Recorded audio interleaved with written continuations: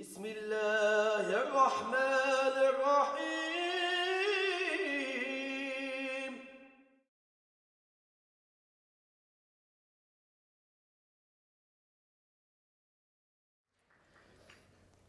I'm now delighted to invite Faatimah Knight, who graduated from Zaytuna College with a BA in Islamic law and theology as a member of the class of 2014, the first graduating class in the history of the college.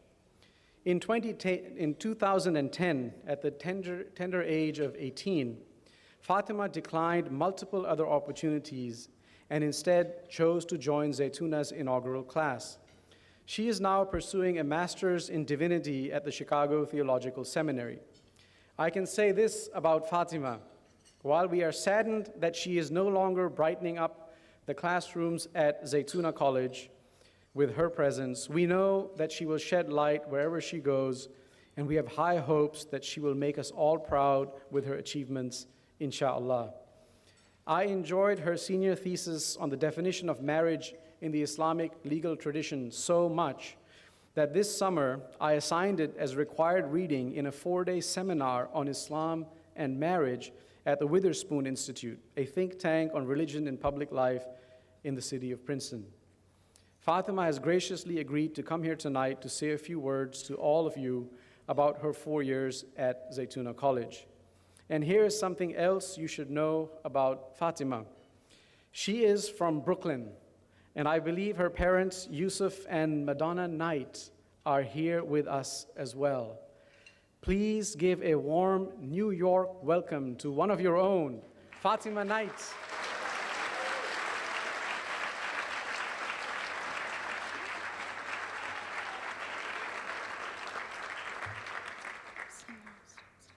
Assalamu alaikum.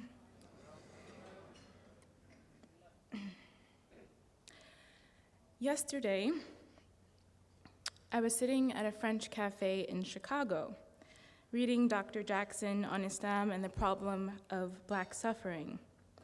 To the right of me were an Arab man and woman talking feverishly fast and fluidly switching between Arabic and English, bouncing ideas off each other so well it looked rehearsed. To my left were 2 Chinese women, friends, confidants, speaking in Mandarin, I suppose, catching up, I'm sure, on everything from childhood to school to family. There I was, in the middle of those 4, a Black woman eating a French baguette with raspberry jam. It struck me, as I was observing them, more than is really decent, that they had no clue they had just become a part of my story. Something about it all seemed rather appropriate. America didn't have to be a melting pot that indiscriminately burned off all that made us different and unique. Neither did Islam. Over the past 4 years, I learned that Islam is for everyone and everything, not necessarily because it is simple, but perhaps more so because it is so complex. When the dust settled after graduation and I thought about the fact that a Black woman graduated from and gave the commencement address for America's first Muslim liberal arts college, it all seemed rather appropriate. When I stared at my computer screen, not sure what I would tell all of you, that too seemed appropriate. Why did I leave Chicago that was treating me so well to come to New York City, to stand before you all and tell you about my alma mater? I suppose it's because I'm proud to have studied there. And pride can be a sin, we know, but it's not an Odysseus sort of pride that leads one to wrestle with God. It's more the type that leads one to wrestle with the creeping, crawling, contrarian thoughts of the secular monoculture, the thoughts that say religion is a waste of time, that religion is not relevant or practical, that religion is inherently violent. In many ways, we are living in the winter of religion.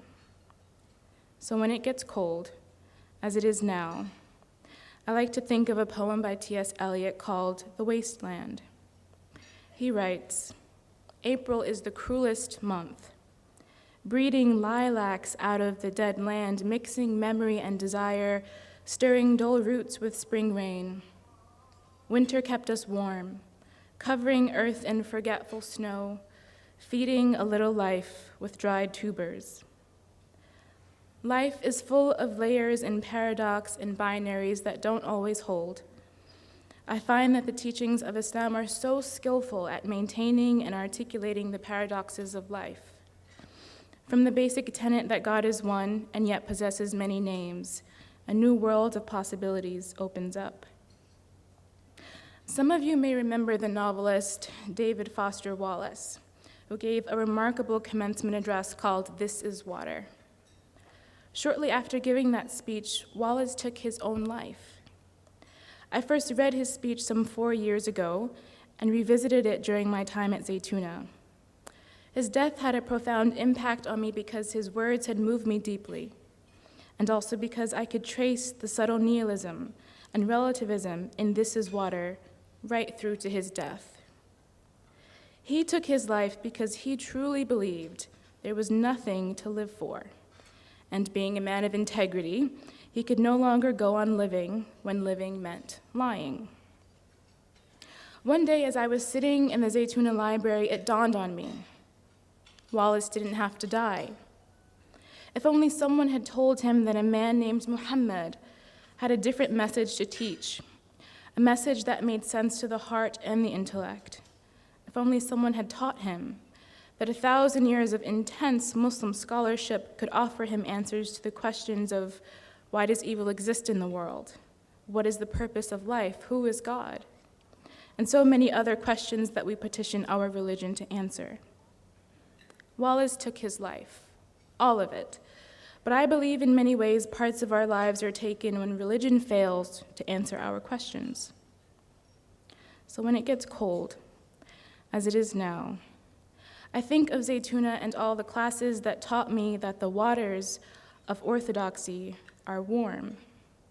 Warm, life-giving waters that move and carry you, you who are complex, complicated, intelligent, devoted, and aspirational. Islam has so much to offer to address the ills within us and within our society. We don't need less Islam, we need more. And the burden of proof falls on those who are privileged and tasked to study and also know the context they are living in. And that takes time, because the religion is deep, and as people we are deep. Integrity requires that we give all things their rights, and urgency requires that we do so as quickly as possible. Among the benefits I have gained from studying at Zaytuna are learning what I want to dedicate my life to. That is, understanding and helping others understand the actions and words of Prophet Muhammad, may God bless him and grant him peace, through prose, poetry, or stories, directly or indirectly, whatever it takes.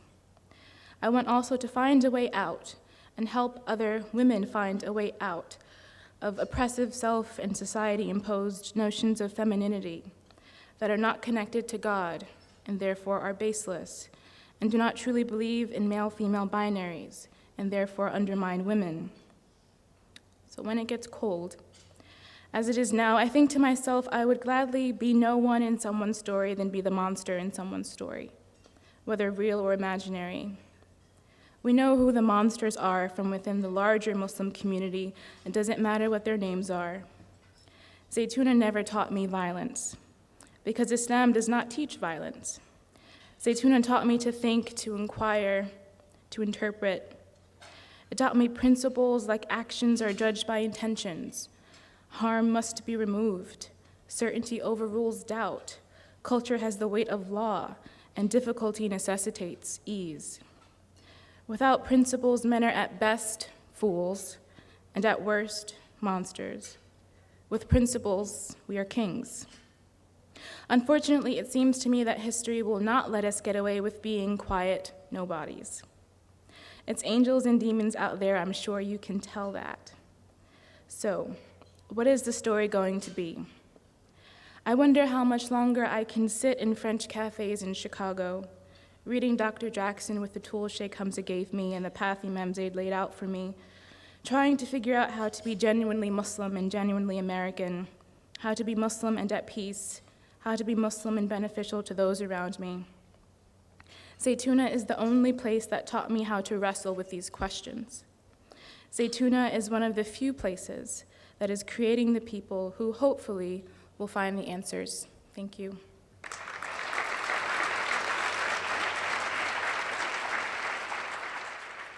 Now it is my honor to introduce someone who can provide us with an outsider's perspective of Zaytuna College. Imam Khalid Latif is no stranger to most of you. He was named the first Muslim chaplain at NYU, and Mayor Bloomberg then appointed him as chaplain to the NYPD. At the age of 24, he was the youngest chaplain in the history of the NYPD. He was honored recently with the NYU Alumni Distinguished Service Award. The one thing that characterizes Imam Khalid is that he has always been purposeful and active in the community, not just the Muslim community, but far beyond it, building bridges with other communities at every opportunity. He was recently featured in the documentary Of Many, produced by Chelsea Clinton, which notes the interfaith commitment of Imam Khalid and the Rabbi Yehuda Sarna, the Jewish chaplain at NYU. Imam Khalid is also a friend of many of us at Zaytuna, and he has visited Zaytuna most recently last month when he also spoke to our students. Brothers and sisters, please put your hands together to welcome Imam Khalid Latif.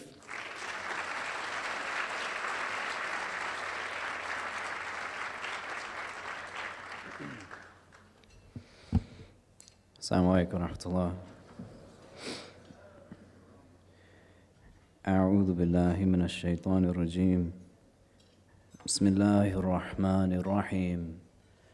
الحمد لله رب العالمين ولا حول ولا قوة إلا بالله العلي العظيم والصلاة والسلام على أشرف الأنبياء والمرسلين وعلى أهله وصحبه أجمعين ونشهد أن لا إله إلا الله وحده لا شريك له ونشهد أن سيدنا مولانا محمدا عبده ورسوله. So for those of you who I'm blessed to know, alhamdulillah, you know that it's not necessarily an issue with speaking that kind of influences what I say. But I would tell you, mashallah, listening to our sister Faatimah Knight speaking here, just an amazing thing to be able to witness.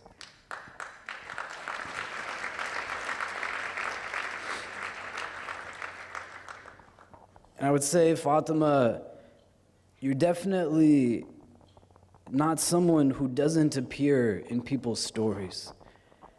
And undoubtedly, inshallah ta'ala, you and your classmates and your peers will find your presence in the pages of many of our books. If you need to hear anything else other than just her words and her sentiments and her statements, to be able to really affirm why we collectively have to support Zaytuna College, I don't really know what else I could add. One of the things that Faatimah reminded me was an instance that deals with Muhammad Iqbal, a noted personality that comes out of the Indian subcontinent. Many of us probably know him. And Iqbal was known for his philosophies, his thoughts. He had numerous credentials. He had authored many texts, and he gets distinction after distinction and honor and award after honor and award. He gets to a place where they actually want to bestow knighthood upon him. And when they give him this honor, he says, if you're going to give it to me, I need for you to also give it to my teacher from when I was younger, a man by the name of Sayyid Mir Hassan. And so they say to him that we don't know who your teacher is. We haven't really ever heard of him. Can you tell us a little bit about him? What has he written? What are his books? And Iqbal says, I am his book. We want to be able to understand collectively how we are where we are at today as a Muslim ummah. But we want to also be able to understand the individual responsibility that we have and whether or not we are owning up to it. You and I play a role in being present in each other's lives, but also our absence is felt. Individuals come in and out of the lives that we have lived, and undoubtedly we will meet others in the days to come. But when we fail to recognize that we play a role in the way certain people's books will be written, we then don't always give of everything that we have the ability to give. What I take from Fatima's words and what I've privileged to be able to see with my own eyes in visiting Zaytuna College in California is a much needed gap that's being filled in our community, where people are learning with confidence what their values and what their ideas actually are. They're not simply being endowed with a skill that teaches them a trade that they can go out and work and live in a specific profession. And I'm not saying there's anything wrong with that. But in the work that I'm blessed to do at New York University, in the community that many of you come into our doors on a regular basis, when we sit down and we engage in conversation over and over, the same questions come up, and there's a clear indication that there is an absence of self-esteem and confidence. When you go to a liberal arts education, it's not just that they're endowing you with certain talents, but these kids at Zaytuna are learning how to be empowered enough to make decisions and choices. They are learning how to go into the workforce, whatever field they go into, with a certain sense of value that allows for them to not be paralyzed in moving forward. Where they are not stricken by some of the things that we are stricken by, and they will undoubtedly go to places where whatever place is blessed to have their presence, they will have deep impact. Beyond looking simply at numbers and quantifying, we have thousands of people, we have hundreds and thousands of people. If there is not a yield from it, what is really the thing that we are chasing after? But the synergy between everything that exists and the pedagogy that they are bestowing and endowing upon these young people, giving them the strength and conviction to be able to go out into the world feeling good about the fact that they are Muslim, and not only feeling good about it, but utilizing that as a frame by which they believe they can go out and change society. They're going to be the ones that build out the strategy that our community is in need of that doesn't exist on a national level. They will be the ones to be able to map out what our objectives are, what our goals are as a community more broadly, so that we are not just here and there in everything that we are doing, but they are engaging community from the top to the bottom on a very grassroots. They will know what they believe in. They will know what their convictions are. They will know what their values are. And then they will be able to go out and make choices. We sit down with so many, and the question comes not through a frame of seeking consultation that is empowering in and of itself, but out of desperation, out of anxiety. What am I supposed to do? Where do I go? What is my purpose?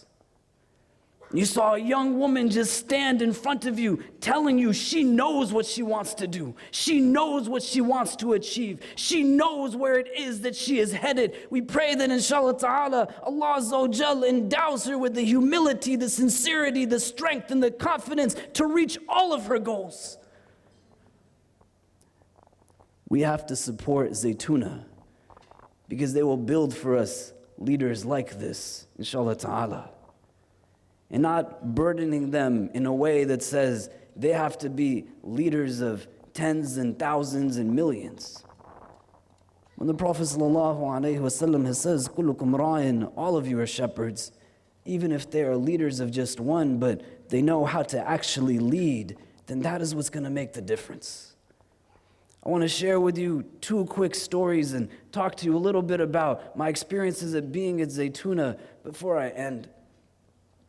I have 2 students at New York University where I work that I believe can give us an indication tangibly of what it is that we're trying to talk about here.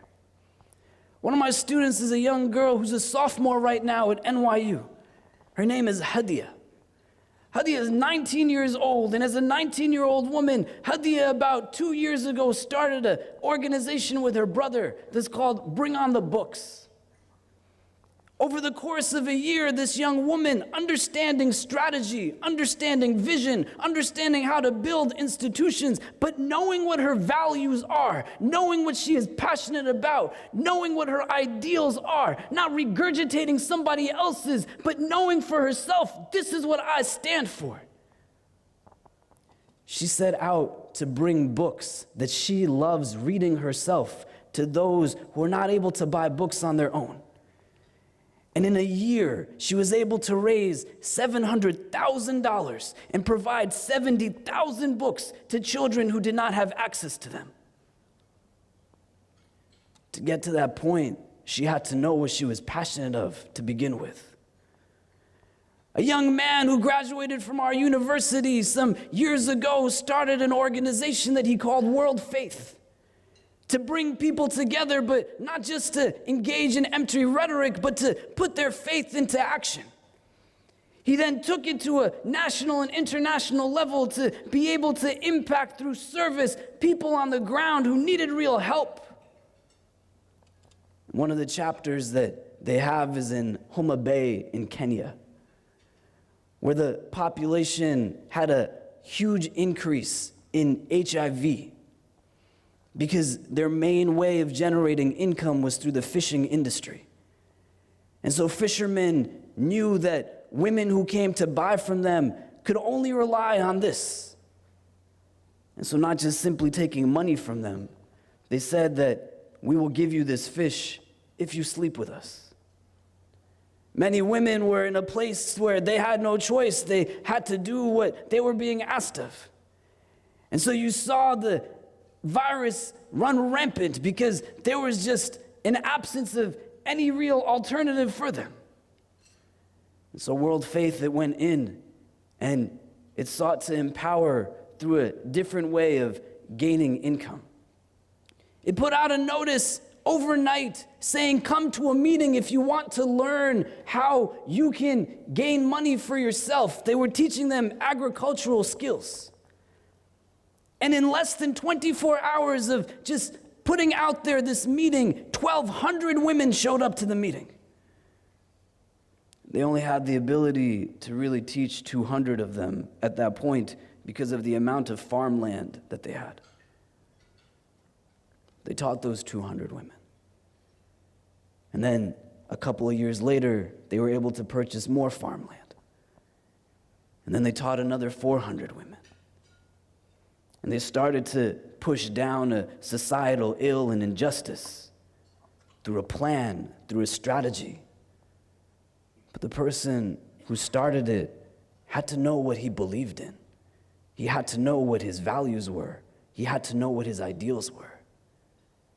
Listening to Faatimah speak, she knows those things for herself. Sitting with some of the students at Zaytuna College who are coming in and they're in their first year, they might not be there yet. They have questions asking of what should I do, where should I go, but you see that there is an end product that stood before you just moments before I got here who gives you an indication of where they are landing. And why it's important for us in New York is not because they are out in California and it's just about them doing something there. But one of our own from New York went there and she is here, and we are looking forward to seeing everything that she will bring to the growth of our community.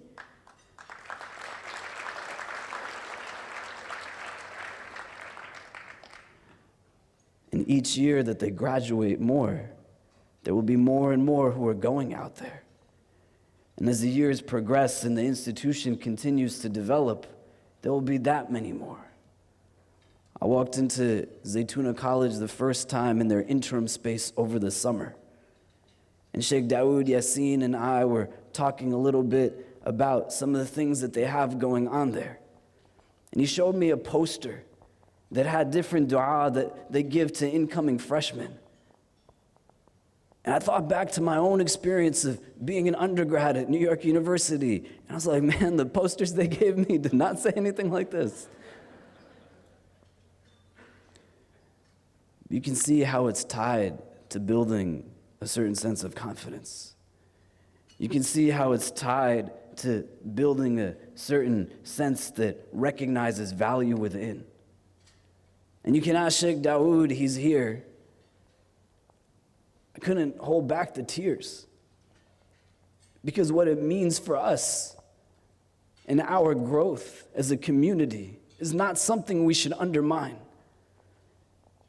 And we should pray that Allah Azza wa Jal blesses immensely the visionary leadership of Sheikh Hamza Yusuf, Sheikh Zaid Shakir, and Sheikh Hatem Bazian for having the fortitude and foresight to lay down the framework and groundwork of this college.